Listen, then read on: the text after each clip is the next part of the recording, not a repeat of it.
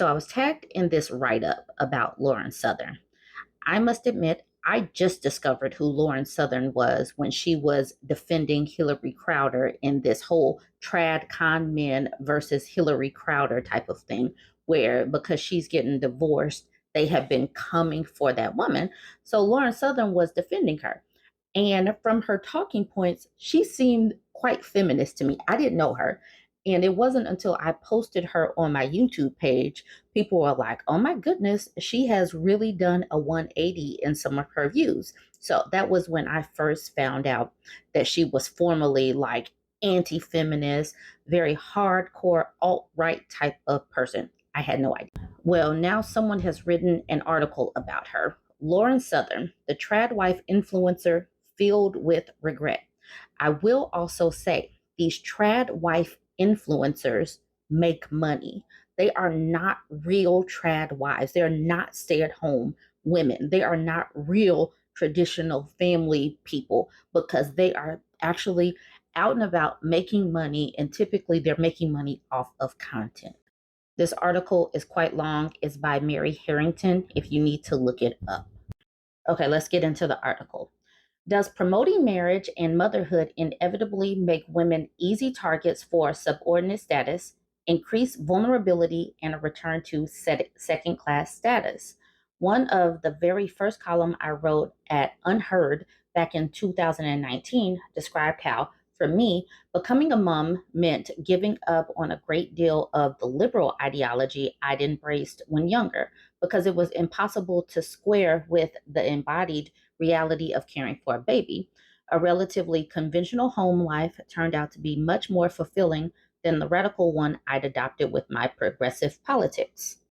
My accounts of questioning this individualistic ideology and embracing marriage and motherhood have resonated with social conservatives.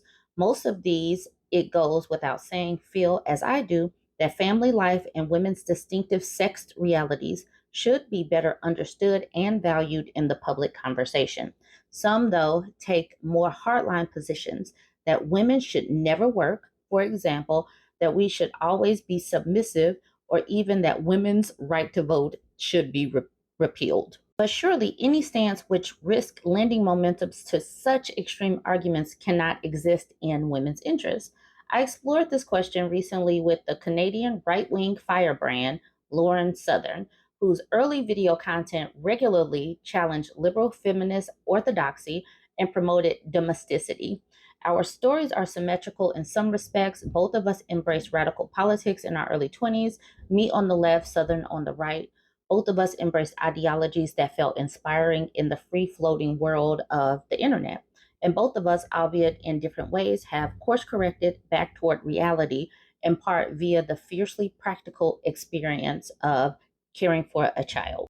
Southern Story might easily serve as a cautionary tale for how socially conservative talking points can lead women into danger. And she really needs to do a whole lot of course correcting and fixing all of the harmful rhetoric that she and other women like her have put out into the social media universe. Okay, so she's for where I lost my 20s to commune life and niche sexualities, she left media at 22 to embrace a socially conservative template for women. 22 is way too young to think that you know everything. Okay, the lifestyle often idealized by social media influencers as trad wife, except it wasn't all 50s pinafores and cute cupcakes. It was a living hell. Nor, as she has learned, was she the only conservative woman in this position. Southern was perhaps the most telegenic figure in the brash, young, and very online alt right movement, which emerged in the 2010s, quickly gaining international notoriety for her views on mass immigration, Islam, racially motivated farm unalivings in South Africa, and the supposed harms of liberal feminism.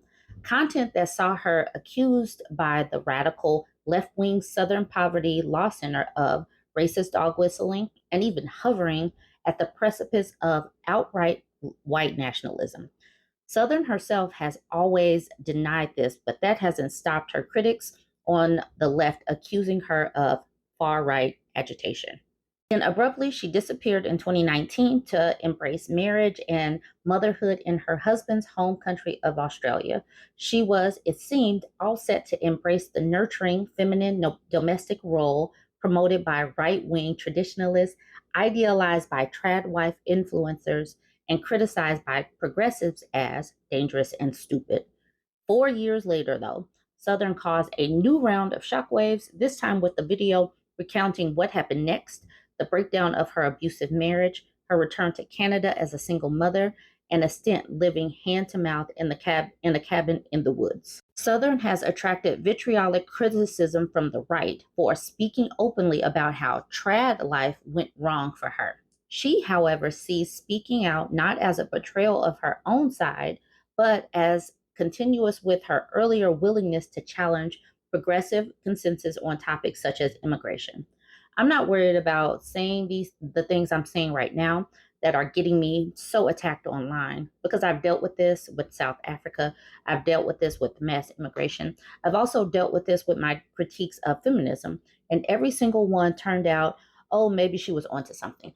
Number one, when you are in your late teens, early 20s, you know nothing about life in actuality and practicality. You can read up on things. You can. We can study history, but experience is one of the best teachers.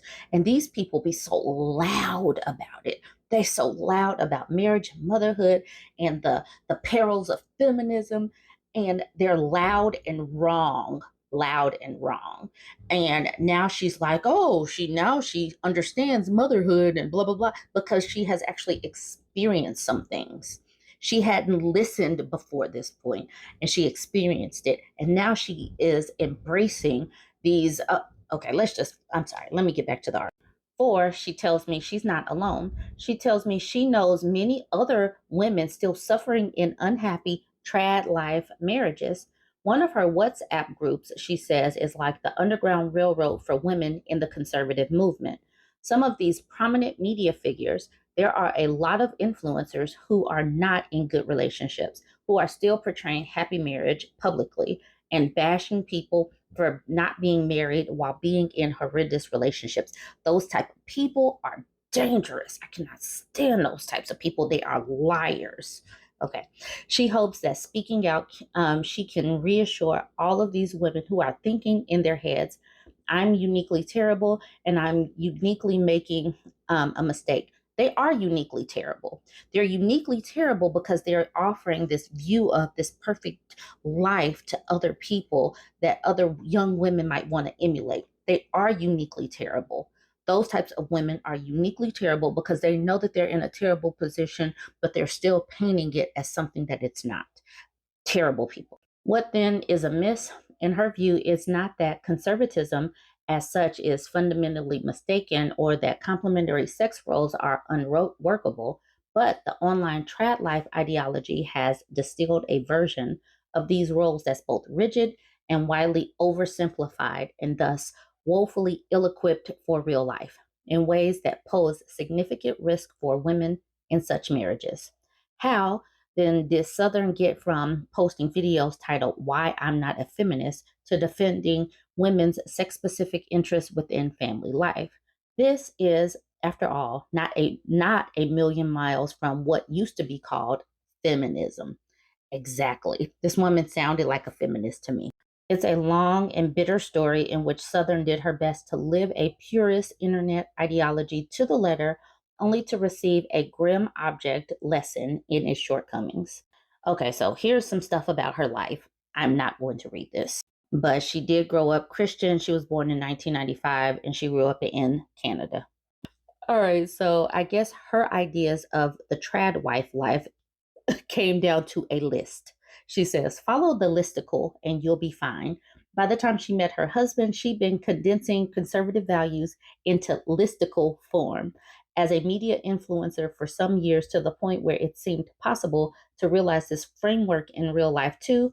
So when marriage beckoned at 22, she tells me, Riley, I I thought I'd won the lottery at 22 for marriage. I do not believe personally that 22-year-olds should be getting married. But that's me personally. What life experience do you have outside of a list or a meme about what life and motherhood should be. I'm going to make a part two of this. This is long. Okay, so now this is for part two of the Lauren Southern write up. So we ended it when we were talking about she got married at 22. She thought that she won the lottery, and this woman married this man after 4 months. At 22, you do not have the skills to like analyze if you're marrying the right person for the right reasons. I do not suggest getting married this young. There were warning signs from early on. If I ever disagreed with him in any capacity, he'd just disappear for days at a time. I remember there were nights where he'd call me worthless and pathetic, then get in his car and leave. But she didn't see them thanks to the simplified anti-feminist ideology she'd absorbed and promoted. I had this delusional view of relationships that only women could be the ones that make or break them and men could do no wrong. So she didn't spot the red flags even as they grew more extreme. This is the reason why I say her rhetoric and her platform is dangerous and that she needs to really do a hard correct. He'd lock me out of the house. I remember having to knock on the neighbor's door on rainy nights because he'd get upset and drive off without unlocking the house. It was very strange to go from being this public figure on stage with people clapping to the girl crying, knocking on someone's door with no home to get into, being abandoned with a baby. But as she tells it, the nightmare began in earnest when he was offered a work opportunity in his home country of Australia a few weeks after the birth of their baby. She did not want to leave her support networks behind, but he used the political and religious importance she placed on lifelong marriage as a lever to force her to agree. He also insisted she publicly quit work. His work required a level of government security clearance. She was a right wing provocateur who had faced deplatforming, state investigations, and was even banned from entering the UK. In their early giddy romance, this had felt manageable. But when we moved back to Australia, he really wanted to get back into his old work, and Southern was a hardcore liability. So the pressure was on. It was like, Lauren, you got to hire lawyers. You got to disavow everything. You got to never talk publicly again. So, what do we see right now? Controlling. She no longer has a support system, so he has isolated her. Now she is giving up her finances, so he can also financially control her. And the controlling is already a red flag or the canary in the coal mine for what is about to come as far as the abuse that she's about to endure. And this is the reason why she really, really needs to go hardcore in telling women not to do this, because everything that she's doing is step by step in how to get involved with someone who is controlling to the point where you can't escape. So clearly she has her wake up call here. This woman says that she is a Western slave. Okay, so this part. Then, thousands of miles from friends and family, she reports becoming the closest thing to a modern day Western slave. With no income of her own, she had to do everything: the lawns, the house, the cooking, the baby care, his university homework. And I didn't know anyone. I didn't have any support. There was no help changing diapers. There was no help waking up in the night with the baby. I'd still have to get up to make breakfast before work. I'd be shaking and nervous for fear I'm going to get yelled at. Then he'd berate her for spending all her time on tasks other than earning money. So he gets her to quit and then berates her for not having any money. These MFers don't really have the money to be traditional. So they get angry when the stress is lumped onto their shoulders. He called her dead weight. He called her pathetic and worthless. Imagine doing all of this and then someone calls you pathetic, worthless, and dead weight. She said at the bottom, this is the only time in my life where I idealized dying. Okay, so then she started thinking, maybe I need to get back into working. She says, he was so much kinder, sweeter, and more pursuant of me when I was this boss babe traveling the world and working. It seemed like becoming a mother made him lose respect for me.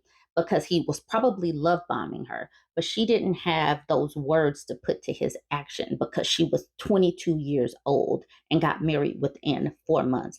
A love bomber's MO is to put their hooks into somebody really quickly before their mask really falls off. This is another reason why I do not believe that 20 somethings should be getting married. Okay. All right, so he was losing respect.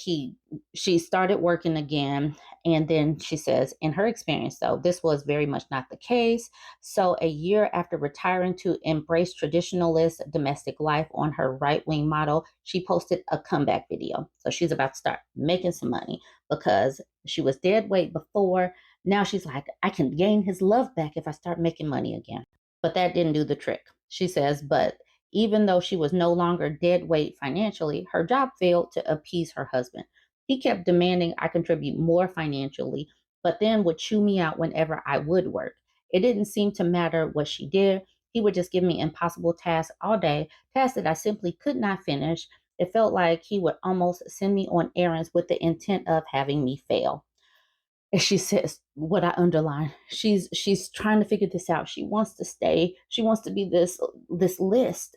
That's what makes her a good, this meme of what a trad wife is. She said she would pray by his bed when he was angry with her, hoping that if she gave him grace, more time, he'd realize the depth of her love and be kinder. She is praying to this man who has called her dead weight, pathetic, and worthless, just trying to get his love. This is so dangerous and terrible. She says, I'm always submissive. I say, yes, sir. Whatever you want, things will go fantastic. And if it's not fantastic, the listicle version of traditionalism would just say she should make more effort. It was, she says, an embarrassing wake up call, finding myself consistently applying these rules and instructions that I found on Twitter and then never getting the result they were supposed to get in the realm of reality. Reality does not have I does not have lists for instructions on how to be. This is Delulu land. Southern is careful to emphasize that she knows many traditionalists in happy, loving, complementary marriages, but she says it's a fallen world, and her community includes many women whose husbands seem to have been drawn to a listicle style gender ideology precisely because of the power it offers over women. Those guys want someone they feel they can definitely control, who's never going to leave them, who they can do anything to. But Southern wasn't the one that ended the relationship. The husband did. Okay, around the time her son was toddling, two family deaths prompted her to arrange a visit home to Canada. Her husband threatened to divorce her if she went, and Southern tells me she had to sign an affidavit promising to return. Finally, he relented, only to text after she landed in Canada, declaring that because she'd chosen to travel, the marriage was over. Okay, so I would say that this was her final wake up call, but the woman was still pining away over this man. And so let's keep it moving. So she's in Canada. At first, she moved in with her parents, and then she moved into affordable accommodation in the woods in like a trailer or something. And she said there is where she started to get her mental health together, even though they had ants. And everybody was using her bathroom to take a shower or something because nobody else had a working one. Okay, so now she says, and yet every manosphere talking point had turned out not to match her experience. It wasn't true that only women mess up relationships. Being submissive didn't fix everything. Yes, women mostly initiate divorce, but as she discovered, this can happen because a man wishes to avoid incurring child support liabilities. When she described her red pill conditioned expectation of divorce to her lawyer, the woman laughed at how mistaken she was. More than anything, though, what shattered the listicle mindset was simply realizing how much nicer life could be when you live the life that's in front of you rather than trying to follow rigid precepts, despite not being the right wing ideal of aristocracy and everyone going to mass. She realized that she was infinitely happier there in the woodland among her working class neighbors than she had ever been in her marriage. And these days, you can find her on Twitter talking about the gulf between right wing men and right wing women. But she needs to go a little bit harder because it's not reality, and the gulf is becoming bigger. And I have been watching the back and forth between these trad con men and these trad con women. And it's not reality that these people are coming from. And many women are going to fall into this, like Lauren Southern, and she needs to push back hard to save some other women. She needs to admit what the red pill is. As she says, it has become just teaching men to hate women simply because this is a simpler, cheaper, and more viral message and therefore easier to sell. Misogyny sells. Okay, jump in the comment section. Let me know what you think about this. Don't forget to like, comment, and share. Also, if you haven't yet subscribed, go ahead and hit the follow button, especially if you made it this far.